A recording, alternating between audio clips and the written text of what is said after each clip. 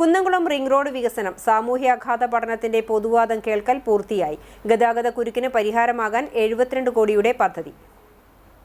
കുന്നംകുളത്തെ രൂക്ഷമായ ഗതാഗത കുരുക്കിന് ശാശ്വത പരിഹാരമാകുന്ന റിംഗ് റോഡ് പദ്ധതിയുടെ നിർണായക ഘട്ടം പിന്നിട്ടു.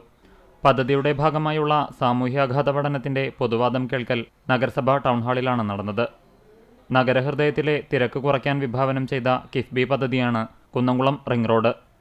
പദ്ധതി നടപ്പിലാക്കുന്നതുമായി ബന്ധപ്പെട്ട് Thiruvananthapuram centre for land and social studies നടത്തിയ സാമൂഹ്യാഘാത പഠനത്തിന്റെ കരട് റിപ്പോർട്ടിന്മേലായിരുന്നു പൊതുജനങ്ങളുടെ അഭിപ്രായം തേടിയത്. തൃശൂർ കുറ്റിപ്പുറം ചാവക്കാട് വടക്കാഞ്ചേരി പാതകൾ സംഗമിക്കുന്ന കുന്നംകുളത്ത് ദീർഘദൂര വാഹനങ്ങളെ നഗരത്തിൽ പ്രവേശിപ്പിക്കാതെ തിരിച്ചുവിടുകയാണ് പദ്ധതിയുടെ ലക്ഷ്യം. ഏകദേശം 6.6 കിലോമീറ്റർ നീളത്തിലാണ് റിംഗ് റോഡ് നിർമ്മിക്കുന്നത്. ഇതിൽ 2.18 കിലോമീറ്റർ നീളത്തിൽ ഗ്രീൻ കോറിഡോർ സംവിധാനവും ഒരുക്കും. നടപ്പാതകൾ, ജോഗിംഗ് ട്രാക്ക്, മികച്ച അഴുക്കുചാൽ സംവിധാനം എന്നിവ ഇതിന്റെ ഭാഗമാകും. ഭൂമി ഏറ്റെടുക്കലിനും പുനരധിവാസത്തിനുമടക്കം ഏകദേശം 72 കോടി രൂപയാണ് പദ്ധതിക്ക് ചിലവ് പ്രതീക്ഷിക്കുന്നത്.